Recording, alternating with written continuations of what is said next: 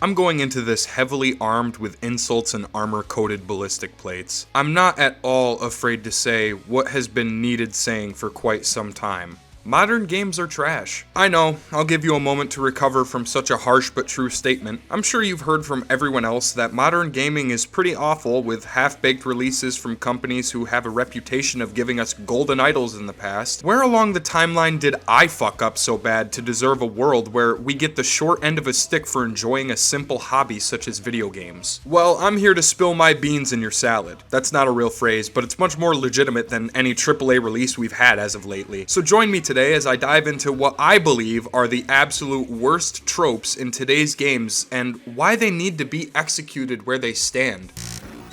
In-game monetization. Call it poor people problems if you have a caveman brain, but I for one can't stand that a lot of big name devs have taken a route down McScroogeville, begging and pleading for you to spend the most amount of money on the worst edition of the game, with every DLC and unlockable available right at the start for those who are dumb enough to purchase it. Then they have the gall to implement another in-game fucking store full of cosmetics and other useless shit. Many have said this to me in the past. All that stuff is optional, dude. Just don't pay for it and you'll be fine. Pretend it's not there. But the issue is how a lot of games punish you essentially for doing that, by throwing text blocks in your fucking face either right before or after every single match, constantly. I also believe that some games of this nature target insecure gamers who have a fear of missing out due to how vanilla and basic the experience feels without spending more money on it. I used to upload videos of me playing Warzone with a bunch of shitty memes attached, and although I would consider myself to have been pretty decent at the time, I eventually separated from Call of Duty entirely. It hasn't been good in probably 6 or more years to me. The last one I spent physical money on was the 2019 version, and even that eventually became plagued with the microtransaction disease. I don't want to play an online game that encourages loot box nonsense and useless cosmetics that serve no purpose other than helping me get laughed at easier. At one point, and I hate to admit this, so consider it very much classified information, I'm trusting you and you only to never tell a soul, so listen close. I was obsessed with Fortnite a few years ago. I know. Feel free to unsubscribe now, I still hold my head in shame over the loss of my manhood. The amount of money I have embarrassingly dumped into the game is shameful, and I'd show you my entire catalog of skins, but I refuse to download the game again. It's not that fun, and again, it merely exists to take money from children and naive adults who are so fucking bored they'd rather play with an anthill. But at least with Fortnite, they are always introducing constant free updates. Still, the point stands. Why do you even feel as a developer that this is necessary? I already paid the fucking retail price for your shitty game, but that's not enough for you people? Do you live in Fiddler's Green from George Romero's Land of the Dead or something? Why do you absolutely need to take and take and take and take? You can't ever just offer something cool for free with the base purchase? No, you can't. Because in today's society, people have learned from free games like Fortnite that you can milk a fan base as much as you want so long as you incorporate an in-game store and a season pass. Yippee! Repetitive gameplay loops. Ever get so sick of farming the same exact objective over and over again in a modern shooter? I know I have. The most recent example I saw was the Suicide Squad Justice League game, which served absolutely zero purpose other than to shit all over the iconic and lovably complex characters in the DC universe. The only thing I recall seeing from that slopfest is how often you're doing the exact same thing over and over again. I also saw this apparent with Starfield, which I personally was going to pre-order until I remembered Bethesda's less than stellar lineup as of late in the gaming library. It just looks really fucking boring to have to run from place to place, constantly engaged with the same variety of enemies and combat mechanics. It's stupid. Anyone who defends this type of gameplay loop must be joking. Or, I don't know, maybe you like going outside and playing with dirt and worms. I mean, think of it like this. A game is allowed to give you the same action set pieces over and over if it's done extremely well. I personally think the Gears of War trilogy is a perfect example of that. While the gameplay itself is very much just run and gun,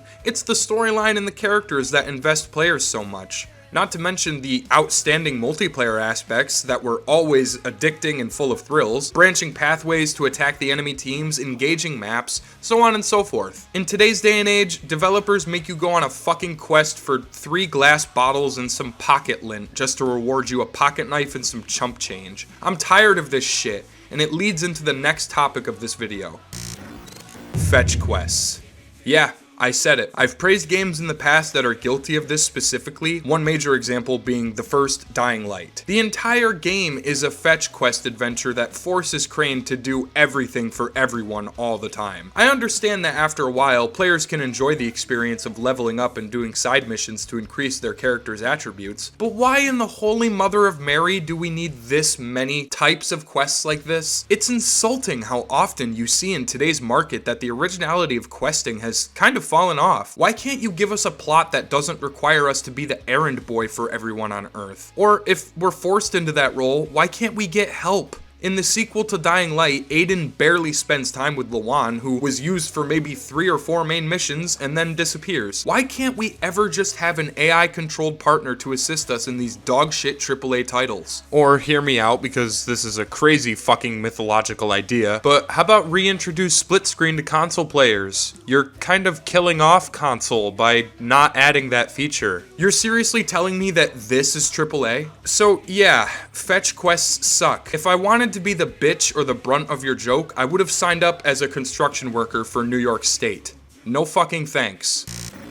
Dumb storylines. Look, I hate to use this example so often on the channel considering I haven't even touched Callisto Protocol, given the game's fundamental lack of a story and intriguing lore. The graphics are great, the voice acting is top-notch, but holy shit, does the story stink worse than a dead skunk's asshole being eaten by James Rolfe. Jacob Lee's whole arc was that he was an innocent trucker who was roped into making a very bad deal against his knowledge to transport a drug that wiped out all of Europa and evidently caused the outbreak. He wasn't aware of what the situation was, he was merely doing his fucking job, and for that he was arrested and placed in a holding cell, all because the warden of this impossibly built place wanted to see if humans could go toe-to-toe with a life-altering virus. Does it make sense to you?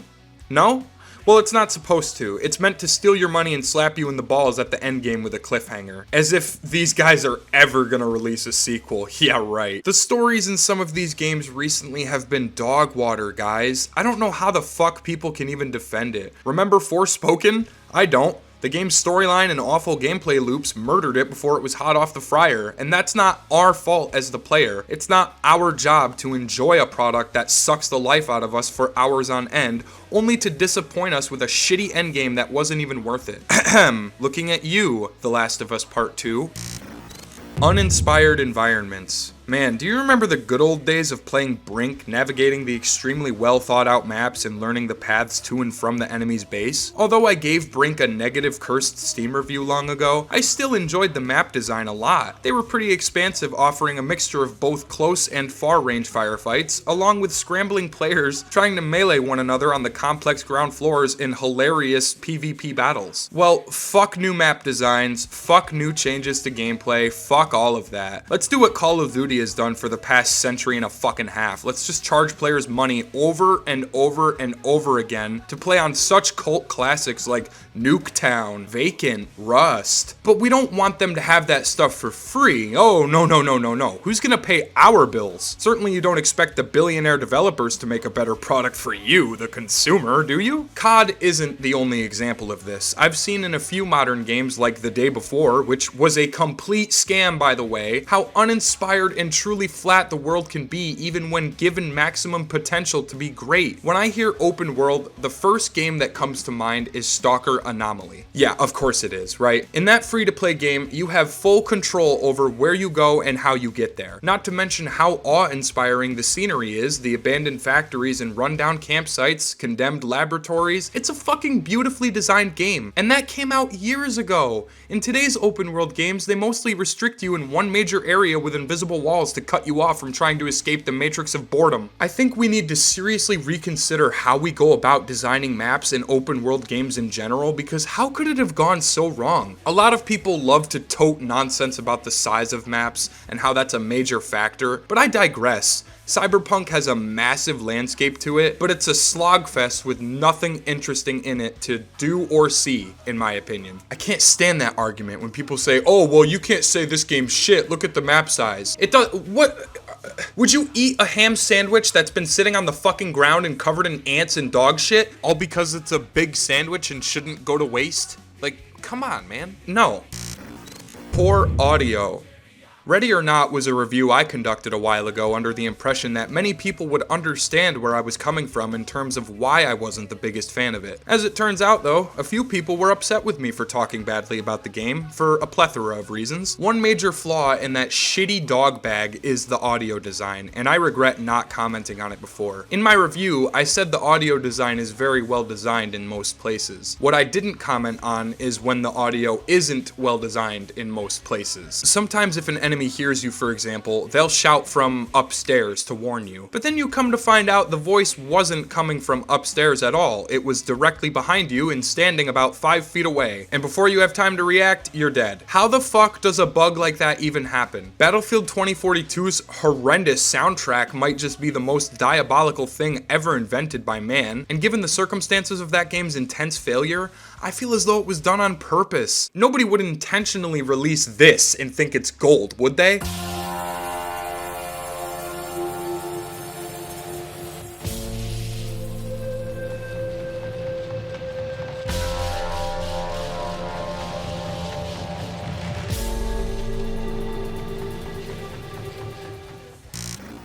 Ridiculous pricing. Guys, look, I'm not shaming you if you have purchased a collector's edition of a game you were really passionate about. I myself have spent lots of money in the past on the most useless editions of games that I don't even physically own anymore. This whole idea of paying more for a technologically advanced game is bullshit to me. Why would you ever justify paying more money for a product when it used to be cheaper? I don't know where this whole normalization of inflation came from, but I'm so fucking sick of developers taking advantage of our wallets in this way. A new game gets announced and they always force a fucking special digital deluxe or pre-order edition with it. Like every single one. Do you view your consumers as dogs or something, waving this shit in our faces like it's a milky white bone waiting for us to take a bite of it? Like, do you just sit there and say, ooh, don't you want to pay extra for some more goodies when the game comes out? Come on, boy, get the special edition. Good boy. Fuck you, you sick fuck. How about just don't be cheap and release all the content with the base version so everyone can have a good time and a fun experience? When you buy base editions of games, you're still paying roughly $70 if it's from a well-known developer. This is criminal. And I guess I'm just shocked that even today we don't have some sort of normal standard for pricing this shit. There's no reason I should have to spend $300 on a collector's edition of a game when it just includes a heavy, awkward statue and a book. Yay. Now, there's absolutely nothing wrong with wanting a collector's edition, but I will always call companies out for the ridiculous pricing of them. That's not a poor person problem either. It's called being a greedy glutton. Good for you if you can afford it, Mr. Worldwide, but for those of us who have lives and a good heart, we're not interested in spending that amount of money. Generic jump scares. Horror games aren't innocent either in the modern age, especially the ones released as of recent. The only good horror game that I always bring myself back to is Dead Space 2. It's still my all-time favorite in the genre, as even today, years and years of mastering the gameplay and plot and set pieces, I still get spooked and frightened often. The best part is, it doesn't rely on its cheap jump scares. Are there a few? Sure. But they're perfectly timed and they don't go overboard unless you're actively searching for them. It's also the environment itself giving you a disgusting feeling that at any moment in time, an enemy could pop through a vent and fuck your day up. I don't even think the remake did as fantastic of a job as this one did all the way back in 2012. It's a cult classic and it still scares the shit out of me. Today, no. Nothing scares me, and that's a problem. When I play horror games, I'm always disappointed with the lack of true definitive storytelling and more associated with the less than impressive aspects in gameplay. Outlast Trials is not a scary game, nor did it even come close to putting me in that mindset. There were times where I was creeped out, but I found the game to be a repetitive, broken, and boring mess. It also relies heavily on the cheapness of jump scares to make it scary, considering they watered down the original experiences they were so famous for just to force this online multiplayer handle that nobody fucking wanted. We wanted a story game with an in-depth look at the Murkoff Corporation. The only people praising this shit are people who don't own anything else and are incapable of seeing good dynamic horror gameplay. Even if it wasn't sponsored as a story game, they failed in every fucking fucking direction they tried to go. Outlast Trials was a chore to go through, and I've never been happier to say I haven't even considered touching it since it released. What a complete opposite of scary flop. Kat recently asked me if there were any new games coming out that I was excited for, and I'll be honest guys, not really. There's nothing I'm looking forward to. Everything kind of looks generic or is sponsored to be way too good to be true. I think we're starting to see a massive decline in quality of games for years to come, and it's unfortunately never going to stop so long as we keep supporting the people who do these things to us. Guys, you deserve better as a consumer. You are working hard, and you deserve to fucking relax when your brain isn't being forced into NPC mode. Don't let these devs walk all over us with this shit anymore. We can put a stop to it if we just stand up and say something. Video games do not exist to steal the life from you. They are meant to help you escape the mundane reality that we are trapped in. They're fun, informative, and very much useful for social and emotional skills in the future, if you ask me. That's the end of my rant. Do better for yourselves, guys. Demand that they start giving us good content, good games, fair prices. It's been fucking forever since we've had a AAA game worth the money that hasn't been talked about already. And that's it. Thanks again for listening to my awful rant. As always, I'll see you next time. I'm off to look in the mirror for 30 seconds and question my fucking existence. Nobody's gonna miss me. I'm dead. Nobody